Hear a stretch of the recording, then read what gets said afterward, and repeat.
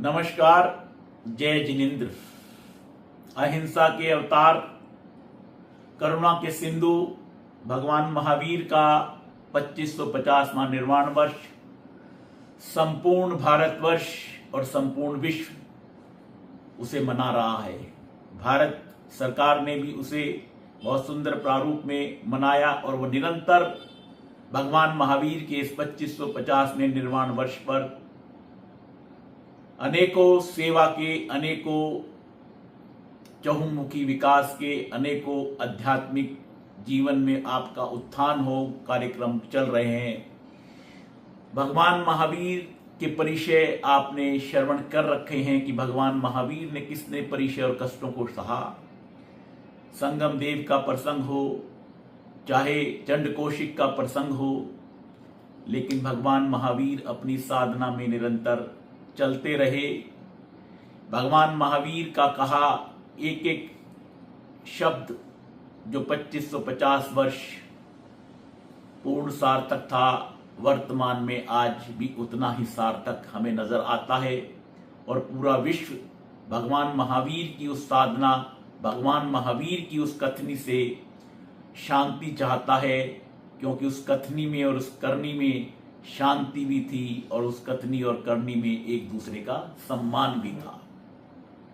भगवान महावीर के इस निर्वाण वर्ष पर भगवान महावीर के जीवन को हम सब जाने, सिर्फ धर्मस्थल में जाने वाले लोग नहीं, हर व्यक्ति, चाहे वो स्कूल में जाने वाला बच्चा हो, चाहे कॉलेज में जाने वाला बच्चा हो, उस करुणा के अवतार, करुणा के सिंधु के जीवन को जाने। भगवान महावीर अपने वैशाली के 11 चातुर्मास पूर्ण कर जब विचरण में जा रहे थे तो पोषबदी एकम के दिन भगवान महावीर ने अपने तप का जो पारने का है उस तप में अभिग्रह लिया कि इतने ये अभिग्रह मेरा पूर्ण होगा तब मैं आहार लूंगा। और भगवान महावीर के अभिग्रह, आप उस अभिग्रह के 13 अंश, एक एक अंग उस अभिग्रह का ऐसा है जो आपको लगेगा कि असंभव है कि ये पूर्ण हो, लेकिन तीर्थंकर भगवान महावीर की साधना असंभव संभव होता है और उनके यही अभिग्रह और यही उनका तप रहा। अनूठी थी उनकी साधना। उनके जो अभिग्रह के अंश थे कि आहार देने वाली राजकुमारी हो, उसके सिर का मुंडन हो, उसके हाथ पैर बंधे हो, उसका एक पैर घर के अंदर हो, एक पैर घर के बाहर हो, सिर का मुंडन हो, बाजार में बिकी हुई हो, 3 दिन की भूखी प्यासी हो, हाथ में सूप हो, सूप में उड़द के बाकले हो, आंखों में आंसू हो। अगर ऐसा हो तो भगवान महावीर आहार लेंगे और भगवान महावीर का यह अभिग्रह पूर्ण होता है उस महासाध्वी से जो हमारी साध्वी जिन शासन को मिली, साध्वी प्रमुखा के रूप में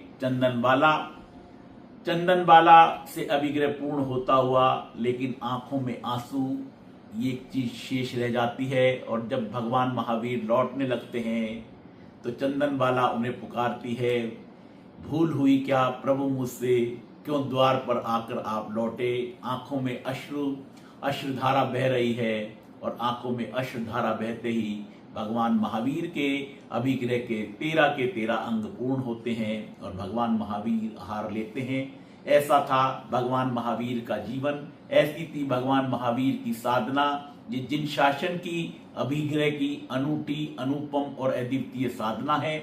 हमारे बहुत सारे जैन संतों की भी अभिग्रह की बहुत बड़ी साधना रही है। आने वाली मेरी वीडियो में उन जैन संतों के जीवन में अभिग्रह किस प्रकार से पूर्ण होता है और क्या क्या उन्होंने अभिग्रह लिए, पूरे भारतवर्ष के जैन संतों का आप जानेंगे। आगे जानने के लिए मेरी वीडियो को आप लाइक, शेयर और सब्सक्राइब करें। जय जिनेन्द्र, जय महावीर।